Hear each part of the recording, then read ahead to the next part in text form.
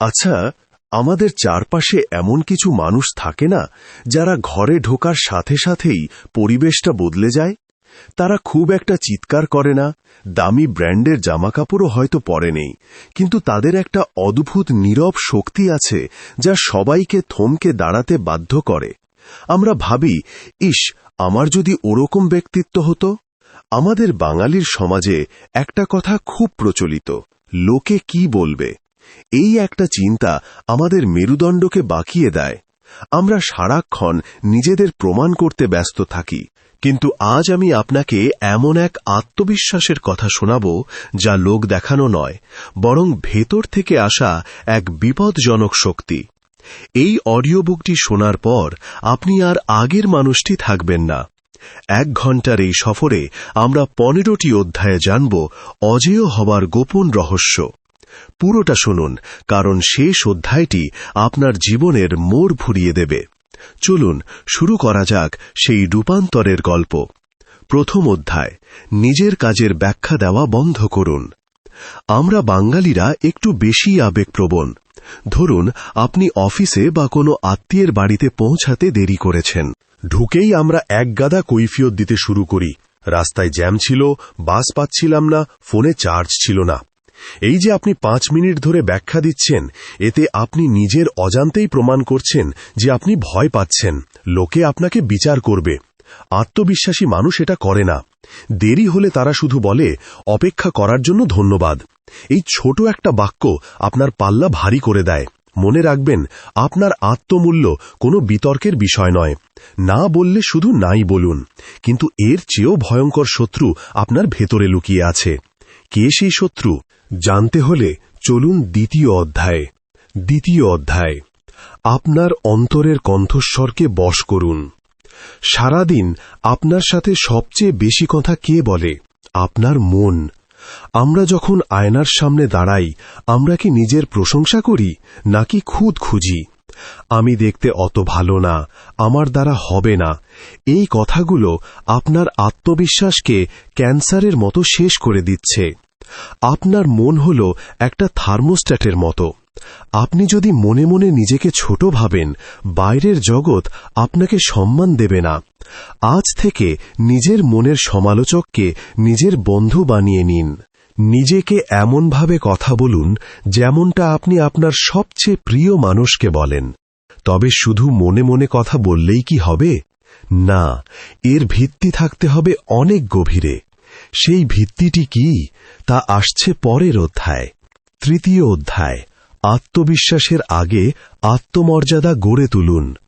অনেকে ভাবে আত্মবিশ্বাস মানেই একটা মেকি মুখোশ পরা, কিন্তু আত্মমর্যাদা ছাড়া আত্মবিশ্বাস হল বালির বাঁধ। আপনি কি নিজের দেওয়া কথা নিজে রাখেন? ধরুন, কাল সকালে 5টায় ঘুম থেকে ওঠার কথা নিজেকে দিয়েছিলেন, কিন্তু অ্যালার্ম বাজলে আপনি তা বন্ধ করে আবার ঘুমিয়ে পড়লেন। এখানে আপনি আসলে নিজের কাছে নিজের সম্মান হারালেন। নিজের করা ছোট ছোট প্রতিশ্রুতি রক্ষা করাই হল আত্মমর্যাদা। নিজেকে সম্মান করুন, তবেই পৃথিবী আপনাকে সম্মান দেবে। কিন্তু আমরা তো সারাক্ষণ অন্যের সার্টিফিকেট খুঁজি। এই শেকল থেকে মুক্তির উপায় কি? চলুন চতুর্থ অধ্যায়। চতুর্থ অধ্যায়, অনুমোদনের প্রয়োজনকে নির্মূল করুন। আমাদের বাঙালির একটা রোগ আছে, লাইক আর প্রশংসার নেশা। ফেসবুকে ছবি দিয়ে বারবার চেক করা কটা লাইক পড়ল, বা পাশের বাড়ির কাকিমা আমার রান্নার প্রশংসা করল কিনা।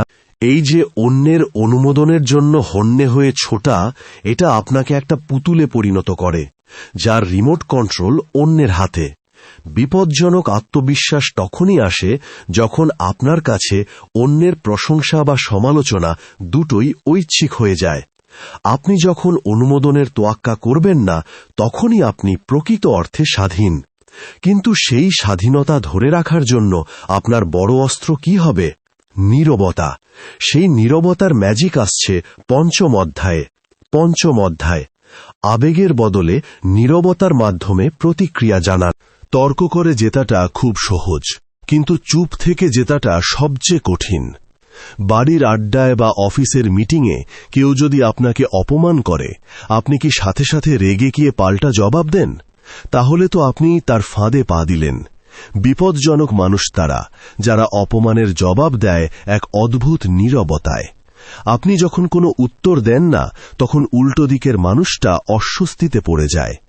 নীরবতা মানে দুর্বলতা নয়, নীরবতা মানে আপনার আবেগের চাবিকাঠি আপনার কাছে। কিন্তু শুধু কি মুখ বন্ধ রাখলেই হবে? আপনার শরীর কি বলছে সেটা জানব ষষ্ঠ অধ্যায়ে। ষষ্ঠ অধ্যায়, আপনার শরীরকেই আগে কথা বলতে দিন। আপনি ঘরে ঢোকার কয়েক সেকেন্ডের মধ্যেই মানুষ বুঝে যায় আপনি কে। আপনার হাঁটা চলা, দাঁড়ানোর ভঙ্গি, এগুলোই আপনার পরিচয়। কুঁজো হয়ে হাঁটা বা মেঝেতে তাকিয়ে কথা বলা বন্ধ করুন। সোজা হয়ে দাঁড়ান, বুক টান করে, মাথা উঁচু করে। চোখে চোখ রেখে কথা বলুন।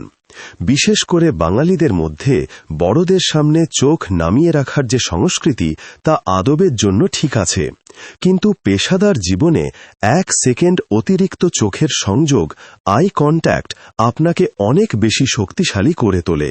আপনার শরীর যখন শক্তির কথা বলবে, আপনার মুখকে আর কষ্ট করতে হবে না। কিন্তু পরিস্থিতি যদি হাতের বাইরে চলে যায়, তখন কি করবেন? সেটা আসছে সপ্তম অধ্যায়ে। সপ্তম অধ্যায়, প্রতিক্রিয়া দেখানো বন্ধ করুন, নেতৃত্ব দেওয়া শুরু করুন। অধিকাংশ মানুষ পরিস্থিতির দয়াতে বাঁচে। কিছু ঘটলে তারা রিয়্যাক্ট করে, কিন্তু নেতা তারা যারা পরিস্থিতি তৈরি করে। অন্যের ইশারায় না নেচে নিজের গতির সাথে তাল মিলিয়ে চলুন। কেউ আপনাকে উস্কানি দিলে বা চাপে ফেললে তাড়াহুড়ো করবেন না, গতি কমিয়ে দিন। আপনি যত ধীর স্থির থাকবেন, আপনার নিয়ন্ত্রণ তত বাড়বে। মনে রাখবেন, বিশৃঙ্খলার মাঝে যে শান্ত থাকতে পারে, সেই আসল রাজা। কিন্তু এই শান্তি কি আরামের মধ্যে আসে? একেবারেই না। আরামের ফাঁদ থেকে বেরোনোর উপায় আসছে অষ্টম অধ্যায়ে। অষ্টম অধ্যায়, অস্বস্তি হল আপনার বৃদ্ধির ক্ষেত্র। আচ্ছা, জিমের সেই প্রথম দিনের কথা মনে আছে? লোহা তোলার পরদিন শরীর এমনভাবে ব্যথা করত যে মনে হতো নড়াচড়া করাই অসম্ভব। কিন্তু আমরা সবাই জানি, পেশি তখনই জন্মায় যখন পুরনো টিস্যুগুলো সেই যন্ত্রণায় ভেঙে যায়। আত্মবিশ্বাসও ঠিক তেমনি। আমরা বাঙালিরা বড্ড বেশি সেফটি খুঁজি। সরকারি চাকরি বা নিরাপদ জীবন, এই আরামের ঘেরাটোপে থেকে আমাদের আত্মবিশ্বাস মরচে পড়া লোহার মতো হয়ে গেছে। আজ থেকে নিজের জন্য এমন কিছু করুন যা আপনাকে ভয় দেখায়। হয়তো সেটা কোনো অচেনা মানুষের সাথে কথা বলা বা নিজের মতো প্রকাশ করা। মনে রাখবেন, বাড়ির কোণে সোফায় বসে কখনো অজেয় হওয়া যায় না। যন্ত্রণাকে আলিঙ্গন করুন, কারণ ওই যন্ত্রণার পরেই লুকিয়ে আছে আপনার নতুন সংস্করণ। কিন্তু শুধু সাহস দেখালেই কি হবে? কথা বলার কৌশলে যে বড় জাদু আছে, তা কি জানেন? চলুন নবম অধ্যায়ে। কম কথা বলা মানে আপনি আপনার ভেতরের শক্তিকে বাইরে অপচয় করছেন না। নিজেকে একটু রহস্যময় করে তুলুন। কিন্তু মাঝে মাঝে তো দুনিয়া আপনাকে না বলে দেবে, তখন কি করবেন? সেই ভেঙে পড়ার উত্তর আছে দশম অধ্যায়ে। দশম অধ্যায়, প্রত্যাখ্যানকে সিঁড়ি বানিয়ে ওপরে উঠুন। রিজেকশন বা প্রত্যাখ্যান, এই শব্দটা শুনলে আমাদের বুকটা ছ্যাঁত করে ওঠে। ইন্টারভিউতে বাদ পড়া বা পছন্দের মানুষের কাছ থেকে প্রত্যাখ্যাত হওয়াকে আমরা জীবনের শেষ ভেবে নিই। কিন্তু ইতিহাসের পাতা উল্টে দেখুন। বিশ্বকবি রবীন্দ্রনাথ ঠাকুর যখন নোবেল পেয়েছিলেন, তার আগে তার অনেক কাজই কিন্তু সমালোচিত হয়েছিল। সত্যজিৎ রায় যখন পথের পাঁচালী তৈরির জন্য দাঁড়ে বেড়ে ঘুরেছেন, কত মানুষ তাকে ফিরিয়ে দিয়েছিল, কিন্তু তারা থেমে থাকেননি। প্রত্যাখ্যান মানে আপনার যোগ্যতা নেই তা নয়। প্রত্যাখ্যান মানে ঈশ্বর আপনাকে বলছেন, নেক্সট অপরচুনিটি। বিপজ্জনক মানুষরা প্রত্যাখ্যানকে অপমানের বদলে জ্বালানি হিসাবে ব্যবহার করে। তারা জেদ করে যে পৃথিবী তাদের একদিন মানতে বাধ্য হবে। তবে এই জেদ ধরে রাখার জন্য মনের শান্তি জরুরি। সেই শান্তির ফর্মুলা আসছে একাদশ অধ্যায়। একাদশ অধ্যায়, অনাসক্তি, ফলের মায়া ত্যাগ করুন। শ্রীমদ্ ভগবদ্ গীতায় বলা হয়েছে, কর্মণ্যে অধিকারাস্তে মা ফলেষু কদাচন। অর্থাৎ কর্মে তোমার অধিকার আছে, কিন্তু ফলে নয়। এটাকে বিজ্ঞানের ভাষায় ভাবুন তো। আপনি যখন সাইকেল চালাচ্ছেন, আপনার কাজ হলো প্যাডেল করা আর ব্যালেন্স রাখা। এটা হলো মেকানিক্স। আপনি গন্তব্যে ঠিক সময়ে পৌঁছাবেন কিনা তা ট্রাফিক বা আবহাওয়ার ওপর নির্ভর করে। আমরা বাঙালিরা রেজাল্ট নিয়ে এত দুশ্চিন্তা করি যে কাজের সময় হাত পা কাঁপতে থাকে। বিপজ্জনক আত্মবিশ্বাস হল সেই মানসিকতা যেখানে আপনি আপনার প্রস্তুতিতে 100% দেবেন, কিন্তু ফলাফল যাই হোক তাতে আপনার মানসিক শান্তি বিঘ্নিত হবে না।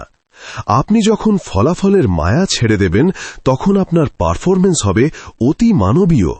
কিন্তু নিজের এই শান্তি রক্ষা করার জন্য আপনাকে কিছু পাঁচিল তুলতে হবে।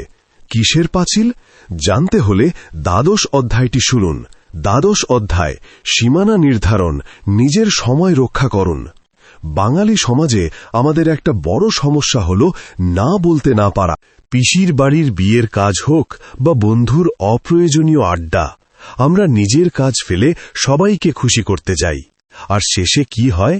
আপনি ক্লান্ত হয়ে পড়েন আর মানুষ আপনাকে সস্তা ভাবতে শুরু করে। মনে রাখবেন, আপনি যদি নিজের সীমানা বা বাউন্ডারি সেট না করেন তবে পৃথিবী আপনাকে মারিয়ে চলে যাবে। কোনো রকম অজুহাত বা ক্ষমা প্রার্থনা ছাড়াই না বলতে শিখুন। না, আমি এখন ব্যস্ত আছি। এই একটা বাক্য বলার ক্ষমতা আপনার আত্মবিশ্বাসকে অন্য উচ্চতায় নিয়ে যাবে। যারা আপনাকে সত্যি ভালোবাসে তারা আপনার এই সীমানাকে সম্মান করবে। কিন্তু হঠাৎ যদি জীবনে কোনো ঝড় আসে, সব লণ্ডভণ্ড হয়ে গেলে নিজেকে সামলাবেন কিভাবে? দেখুন ত্রয়োদশ অধ্যায়ে। ত্রয়োদশ অধ্যায়, বিশৃঙ্খলার মাঝে শান্ত সমুদ্র। কালবৈশাখী ঝড়ের কথা ভাবুন তো। চারিদিকে গাছপালা ভাঙছে, ধুলোয় অন্ধকার। এর মাঝেও যে মানুষটা শান্ত হয়ে দাঁড়িয়ে দিক নির্ণয় করতে পারে, সেই হল আসল নাবিক। জীবনে যখন বিপদ আসে আমরা সাধারণত তাড়াহুড়ো করি, প্যানিক করি। ঠিক সেই মুহূর্তে বিপদাপদ আত্মবিশ্বাসী মানুষটি কি করে জানেন? সে গতি কমিয়ে দেয়, সে লম্বা শ্বাস নেয়। বিশৃঙ্খলা মূলত একটা কোলাহল মাত্র। আপনি যদি নিজের ভেতর স্থির থাকেন তবে বাইরের কোনো ঝড় আপনাকে টলাতে পারবে না। যখন সবাই চিৎকার করবে আপনি তখন ধীর স্বরে কথা বলুন। আপনার এই প্রশান্তি আপনাকে মানুষের চোখে এক অজেয় নেতা বানিয়ে তুলবে। কিন্তু শুধু শান্ত থাকলেই হবে না, হাতে কলমে কাজ তো জানতে হবে। সেই শেষ কথাটি আসছে চতুর্দশ অধ্যায়। চতুর্দশ অধ্যায়, দক্ষতা, ফাঁকা বুলির দিন শেষ। কথায় আছে খালি কলসি বাজে বেশি। আমরা অনেকেই ইন্টারনেটে মোটিভেশনাল ভিডিও দেখে ভাবি আমি অনেক আত্মবিশ্বাসী হয়ে গেছি। কিন্তু ভাই, দক্ষতা বা স্কিল ছাড়া আত্মবিশ্বাস হল তাসের ঘর।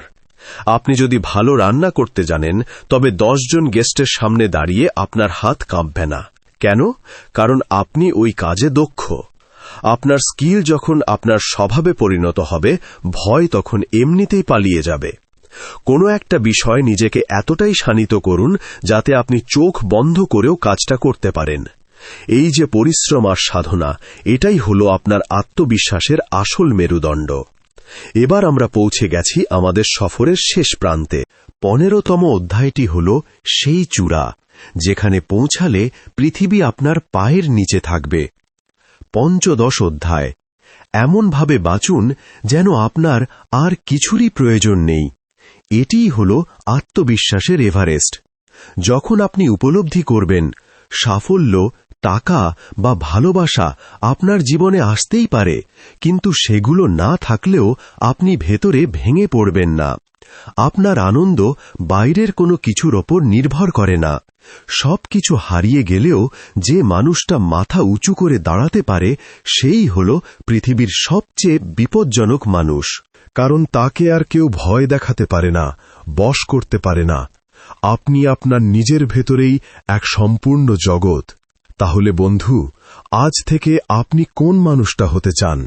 সেই যে সারাক্ষণ অভিযোগ করে, নাকি সেই যে পাহাড়ের মতো অটল? আত্মবিশ্বাস মানে চিৎকার নয়। আত্মবিশ্বাস হল এক শান্ত গভীর নিশ্চিত বোধ। আজকের এই 1 ঘন্টার অডিও সফর যদি আপনার মনের কোনো এক কোণে আগুনের জন্ম দিয়ে থাকে, তবেই আমাদের ভয়েস অফ অডিও বুক টিমের পরিশ্রম সার্থক। পরবর্তী অডিও বুকটিতে আমরা জানব কিভাবে নিজের মেমোরিকে সুপার কম্পিউটারের মতো শার্প করবেন। সেই আপডেট পেতে এখনই আমাদের এই ভিডিওটি লাইক করুন এবং চ্যানেলটিকে সাবস্ক্রাইব করে বেল আইকনটি বাজিয়ে রাখুন। আপনার প্রতিটি কমেন্ট আমাদের নতুন প্রেরণা দেয়। আজকের মতো বিদায় নিচ্ছি, কিন্তু আপনার অজেয় হওয়ার যাত্রা আজ থেকেই শুরু হোক। ধন্যবাদ আমাদের সঙ্গে থাকার জন্য।